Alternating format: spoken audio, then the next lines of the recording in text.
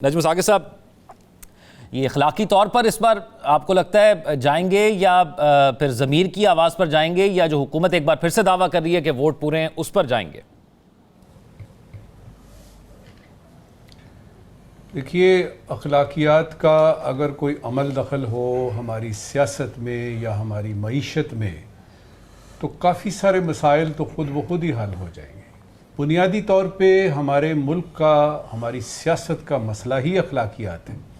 तो ये जो आपने अखलाकियात का पूछा है, अब ये डिपेंड करता है कौन अपनी कीमत लगाता है, कौन अपनी कीमत नहीं लगाता। लेकिन जो मुझे नज़र आ रहा है ज़ौक़, वो ये है कि पूरी कौम को पेरिफेरी में घुमा दिया गया है, सेंटर से तवज्जो हटा दी गई है। मतलब ये कि सेंटर के इर्द गिर्द हम घूम रहे हैं। मिसाल के तौर पे ये सेंटर नहीं है कि नंबर गेम पूरी हुई है कि नहीं, ये सेंटर नहीं है कि 300 पता नहीं 34 हैं, उसमें 210 चाहिए और मौलाना साहब के इतने और 2 फिर भी रह जाएंगे।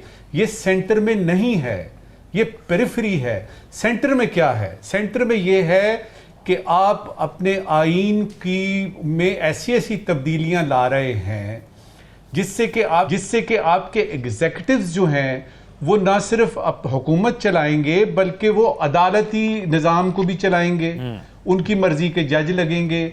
आप अंदाज़ा तो लगाइए। और जहाँ तक इसका ताल्लुक है कि ये तरामीम जो है वो पूरी मंजूर हो रही हैं कि नहीं, मुझे लगता है कि फैसला हो चुका है। फैसला हो चुका है कि ये तरामीम करवानी है कम वट में, चाहे बादल बरसते हैं, चाहे कोई गरज बरस के साथ मूसलाधार बारिश होती है, ये तरामीम करवानी ही करवानी है। और अगर मौलाना साहब मानते हैं, नहीं मानते हैं, फिर भी कोशिश जारी रहेगी। थोड़ी देर के लिए ज़ौक़, मैं ज़रा आपके तमाम लाखों नाजरीन को ये चाहता हूँ, छोड़ दीजिए इस बहस को। ये जो इस वक्त हो रही है कि कितने नंबर गेम है, ये वो, आप इसका कुछ नहीं कर सकते, ये आपके इख्तियार में नहीं है। आपके इख्तियार में ये सोचना है कि अगर ये कोई मोजज़ा होता है और ये तरामीम मंजूर नहीं हो सकती, तो हुकूमत के पास फेस सेविंग के लिए क्या बचेगा। दूसरी बात ये सोचिए कि अगर कोई वाकई मोजज़ा हो जाता है और ये तरामीम मंजूर हो जाती हैं, तो सूरत हाल क्या डेवलप हो रही है। मैं सिर्फ 3-4 पॉइंट आपको बताता हूं, पॉइंटर्स बताता हूं कि उस वक्त सूरत हाल क्या होगी अगर ये आइन में ये सारी तब्दीलियां, जिसका बकौल मौलाना साहब के पहली दफा मुसव्वदे की कॉपी आज मिली है।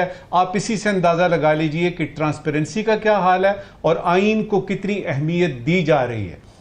अंदाजा लगाइए, ये हो जाती हैं, अप्रूव हो जाती हैं ये सेनेट में भी और उसके बाद नेशनल असेंबली में भी। सदर पाकिस्तान तो उनका तो पेन तैयार होगा, वो फौरी तौर पे इसकी तौसीक भी कर देंगे। अब देखिए, मुल्क की सुप्रीम कोर्ट जो है वो एक मातहत अदलिया बन जाएगी। यहां से मैं अपनी बात शुरू करता हूं। आपकी सुप्रीम कोर्ट जो है वो सुप्रीम नहीं रहेगी। नंबर 2, आईनी अदालत में मर्जी के जज हजरात लगाए जाएंगे जो कि मर्जी के फैसले देंगे।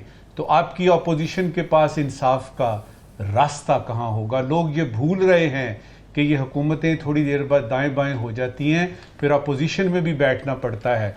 इस एक इकदाम से पीटीआई को और अपोजिशन को एक खुशखबरी देना चाहता हूं कि ये मुश्किल वक्त काट लीजिए। कल को आपकी हुकूमत अगर आ जाती है तो आप भी तो जाहिर है यही इस्तेमाल करेंगे। और एक और चीज बड़ी जरूरी है जाननी कि अगर ये 2018 में बात चल रही होती, खान का जमाना होता, तो क्या खान इस तरह से नंबर गेम पूरी ना कर रहे होते पीटीआई वाले? इस पे भी सोचिएगा। तीसरी बात, हाई कोर्ट्स में अगर ये तरामीम पूरी हो जाती हैं, हाई कोर्ट्स में मिसाल के तौर पे इस्लामाबाद की हाई कोर्ट में बड़े बड़े जय्यद जीरक किस्म के और जहांदीदा किस्म के हमारे जज हजरात बैठे हुए हैं। हाई कोर्ट में कोई भी जज फैसला करना पड़ेगा, चाहे वो किसी कानून का हो या क्वेश्चन ऑफ लॉ पे हो। नॉर्मली क्वेश्चन ऑफ लॉ पे होता है। उसको याद आएगा कि अगर मैंने ये फैसला किया तो कल मेरी ट्रांसफर हो जाएगी, मुझे योब में, कोयटा में भेज देंगे और ये जो 18 साल से मेरा मकान है ये मुझे खाली करना पड़ेगा। मैं वहां जाऊंगा तो किसी कोयटा में कोई सिरकी रोड पे मुझे घर मिलेगा।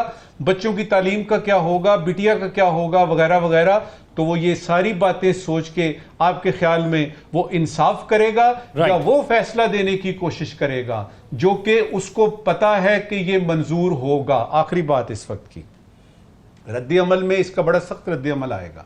अगर ये हो जाती है ना, वकला तहरीक चलने का पूरा इम्कान है। तमाम मुआशरे के सेगमेंट जो हैं, जो अवेयर हैं इससे कि ये क्या चीज़ है, उनकी तरफ से रद्द अमल आएगा। क्या ये रद्द अमल के लिए हुकूमत तैयार है कि नहीं है, मैं ये सेंटर में देख रहा हूँ, उनकी इस सिलसिले में कोई तैयारी नहीं है। साकिब साहब, ये इंतजार कब खत्म होगा? ये रिफॉर्म्स की हो गया जी। हाँ, इंतजार ही कर रहे हैं। रिफॉर्म्स की बात की जा रही है, जैसे राव खालिद साहब ने किया। ये मुस्बत खबरें तो आ रही हैं, लेकिन आपको लगता है डायरेक्शन ठीक है?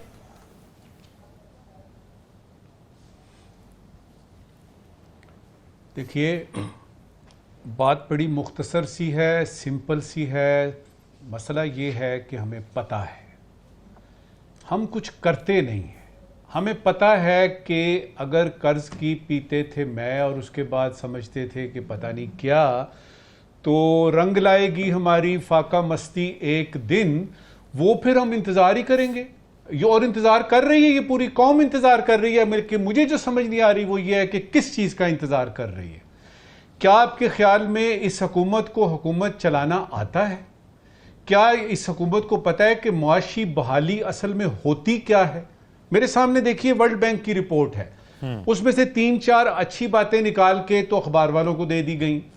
फिर कह दिया गया कि जी निजकारी का प्लान बन रहा है, 5 IPPs ख़त्म कर दी हैं, इनकम टैक्स के गोशवारों में पता नहीं कितना इजाफा हो गया है, IMF से $7 अरब मिले थे, पूरा ये पैकेज मिल गया और हमने वो सारे स्ट्रक्चरल बेंचमार्क्स वगैरह करने की पूरी तैयारी कर ली है। अभी हुआ कुछ भी नहीं है और ये सारे का सारा कखेड़। और फिर उसके बाद ये है कि जो इकोनॉमिस्ट हमारे हुकूमत में हैं, क्या उनको ये बेसिक बात का नहीं पता कि जो मैक्रो इकोनॉमिक इंडिकेटर्स होते हैं कि आपकी ग्रोथ कितनी है, आपका फिस्कल डेफिसिट कितना है, वगैरह वगैरह, इसका आम आदमी पे क्या असर पड़ता है?